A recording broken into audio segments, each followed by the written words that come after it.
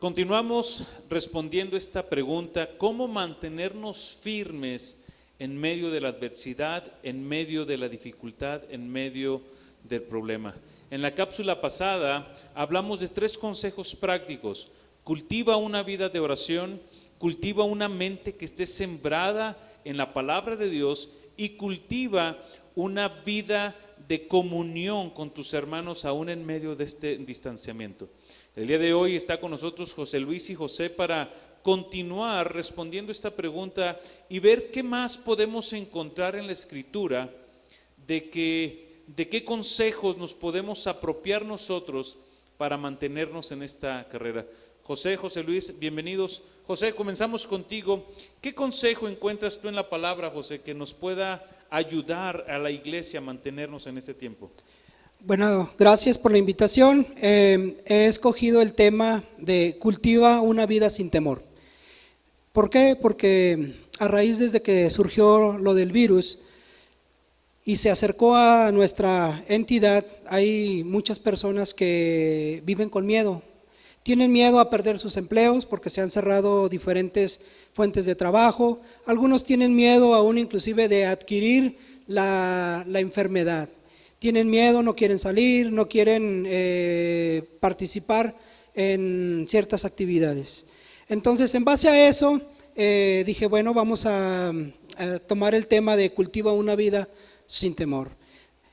Nosotros como cristianos contamos con la palabra de Dios, donde ahí se nos va indicando qué es lo que tenemos que hacer. Y en primer lugar podemos ver que todas las cosas nos ayudan para nuestro bien. Ya lo conocemos. Pero ¿qué pasa si yo como cristiano, como creyente, me llego a contagiar? En el Salmo 23 nos habla el salmista que cualquier cosa que suceda no temeré mal alguno, ya sea que ande en el valle de sombra y de muerte, no temeré mal alguno. ¿Por qué? Porque el salmista reconocía que Dios era su pastor. El Señor Jesucristo nos dice también en el libro de Mateo capítulo 10 versículo 28, dice: no temáis a los que matan el cuerpo, mas el alma no pueden matar. El virus, si llegáramos a contraerlo, lo único que nos puede hacer daño es hasta nuestro cuerpo nada más. Ya más adelante ya no puede hacer más el virus. Por eso Jesús dice: no tengan miedo si llegáramos a contraer este virus. Y si llegamos a morir, el apóstol Pablo nos dice en el libro de Filipenses: para mí el morir es ganancia. Para mí el morir es ganancia. Y más adelante, ahí mismo en Filipenses, él dice que es mucho mejor. ¿Por qué? Porque al momento que un creyente muere, en ese preciso momento llega a estar en la presencia de Dios. Y en el libro de Apocalipsis nos dice que Dios va a enjugar todas nuestras lágrimas. No va a haber más muerte, no va a haber más llanto, no va a haber más clamor, no va a haber más dolor. Por eso podemos estar confiados y sin el miedo de qué me va a suceder, qué me va a pasar. Mateo 10:28 concluye diciendo: temed más bien aquel que puede destruir el alma y el cuerpo en el infierno. Nosotros tenemos esperanza como creyentes. Pero los que no han creído en el Señor Jesucristo, ellos sí tienen mucho miedo porque no saben qué va a pasar el día de mañana. El Señor Jesucristo fue muy claro, que nos dijo que el que tuviera el Hijo tiene la vida, y el que no tiene la vida. Y Dios dice en su palabra que Él no desea la muerte de ninguna alma, sino al contrario, Él desea que todos procedan al arrepentimiento. Así es, de que si usted es creyente, mi recomendación es: no tenga miedo. No va a pasar más que dañar nuestro cuerpo. Pero si usted aún no es creyente, entonces Dios quiere que usted pueda no tener miedo, porque ya va a saber el día de mañana dónde va a estar cuando muera. Y ese es mi consejo, que cultivemos una vida sin miedo. Creo que el salmista en el Salmo 23 lo ancla muy bien. Cuando comienza dice, el Señor es mi pastor y nada me faltará, y aunque ande en valle de sombra, no temeré. Entonces, gracias José por recordarnos esta hermosa verdad. José Luis, ¿algún consejo que nos quieras traer? Sí, el consejo que creo que es pertinente en este tiempo es que debemos de buscar, de cultivar una vida de la búsqueda activa de la dirección de Dios. En esta pandemia no sabemos algunos cómo actuar, o algunos se preguntan aún en las iglesias o al término de la cuarentena si nos debemos de reunir, qué decisiones se tienen que tomar, si los niños tienen que regresar a la escuela o no. Y creo que este consejo es pertinente porque aquí Dios dice en Proverbios 3, 5 y 6, dice así: confía en el Señor de todo tu corazón y no te apoyes en tu propio entendimiento, reconócelo en todos tus caminos y Él enderezará tus sendas. Aquí lo que Dios promete es enderezar nuestras sendas, es decir, darnos dirección. ¿Y cuándo nos da dirección Dios? Bueno, Él da tres consejos o tres mandamientos. Primero dice, confía en el Señor de todo tu corazón. Entonces la pregunta que creo que debemos hacernos en este tiempo es, ¿estamos confiando en Dios de todo corazón? ¿Estamos poniéndonos en sus manos y confiando? ¿Estamos confiando? La segunda pregunta sería, ¿en nuestra inteligencia, en nuestro entendimiento para tomar decisiones o acciones derivadas de lo que estamos viviendo? ¿O estamos confiando en la inteligencia de Dios? Y la pregunta 3 que yo haría sería, ¿estamos reconociéndolo en todos nuestros caminos?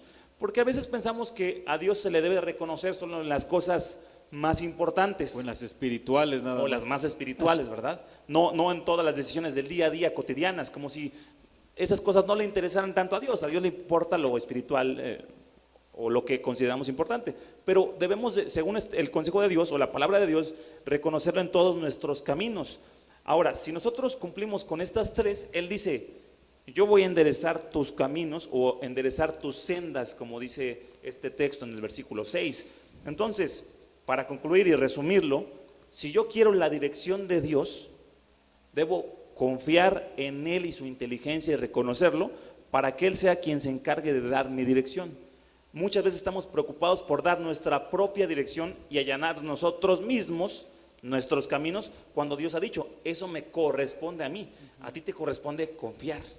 Entonces creo que el consejo en este momento es ese: confiemos en Dios para que sea Él quien dé dirección. Dejemos de preguntarnos cuál será la decisión. Sí hay que preguntarnos, por supuesto, pero lo más importante para nosotros es confiar en su dirección en la palabra, y Él se va a encargar de la dirección en nuestras vidas. Sí, y creo que es muy apropiada esta palabra, José Luis, porque creo que la tendencia natural de nosotros es seguir nuestros caminos, seguir nuestros consejos, y ya en medio de ellos decirle, Señor, se me olvidó decirte, bendícelos, ¿verdad? O haz algo porque pues ya estamos aquí metidos. Y cómo buscar ahora en humildad también, yo creo que nos lleva esto a ser personas humildes, decir, Señor, solos no podemos, necesitamos reconocerte a ti como bien nos aconseja Salomón en este proverbio. Excelente. Yo quiero compartirles un consejo muy práctico, que es que aprendamos a cultivar un hábito. Sabemos que como mexicanos muchas veces batallamos en el cultivo de los hábitos, ¿verdad? Pero un buen hábito que yo quiero animarte el día de hoy es que tú aprendas a cultivar el hábito de escribir un diario. Un diario será aquel instrumento en donde tú puedas plasmar tus meditaciones, tus oraciones, las respuestas de Dios a tus oraciones, aquella palabra, aquella frase que el Señor en un momento dado, en una circunstancia, con un amigo, en un libro, en una charla, en un sermón que el Señor está trayendo a tu vida, puedas plasmarlo ahí y que te pueda servir como un memorial de lo que Dios está haciendo en medio de estos tiempos. Y no solamente en medio de estos tiempos, es un buen hábito que nosotros podemos cultivar a lo largo de la vida. El día de hoy tenemos libros que han salido de diarios que que otros cristianos de otros tiempos nos dejaron y que el día de hoy podemos tener libros de esos hombres que han bendecido nuestras vidas. Nosotros encontramos un principio en Éxodo, en Jeremías y en Apocalipsis, donde Dios le daba la instrucción a Moisés, a Jeremías y a Juan, que ellos escribieran un libro y que lo dejaran como memorial. Y el día de hoy tenemos nosotros 66 libros de la obra de Dios en el pueblo de Israel y la obra de redención en Cristo Jesús en el Nuevo Testamento, y lo tenemos hoy escrito, y cada vez que necesitamos el consuelo y la dirección de la palabra, vamos a ella. Es importante entonces que tú y yo podamos tener un diario en el cual podamos estar plasmando estos pensamientos, y también nos va a servir como autorreflexión, que también es un hábito que muchas veces no tenemos, ¿verdad? Tenemos el hábito de reflexionar sobre la vida de otros, pero muy pocas veces reflexionamos acerca de nuestras vidas. Entonces, cultivemos este buen hábito. Sí, culturalmente nosotros no tenemos ese hábito de escribir diariamente lo que nos acontece a nosotros, pero es bueno, ya que a través de ese diario, cada vez que podamos ver lo que Dios ha hecho en nuestras vidas, podemos animarnos una vez más cuando pensamos que Dios no está obrando en nuestras vidas. Y si vamos al diario, entonces ahí vamos a ver que tal día, tal fecha, yo experimenté ciertas circunstancias y Dios me ayudó. Así es. Y eso nos hace confiar en que Dios no nos abandona, Dios no nos deja, sino que siempre en el arduo diario vivir del cristiano, Dios siempre ha estado obrando en nuestras vidas. Amén. Es importante. Podemos ver la fidelidad. José Luis, ¿quieres agregar algo más? Así es, ¿no?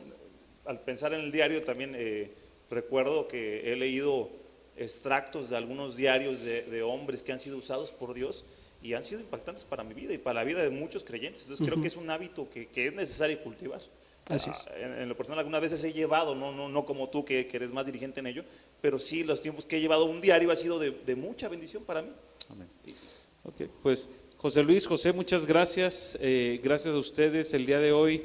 3 consejos más: cultiva una vida sin temor, cultiva una vida de estar buscando la dirección de Dios, cultiva el hábito de escribir un diario.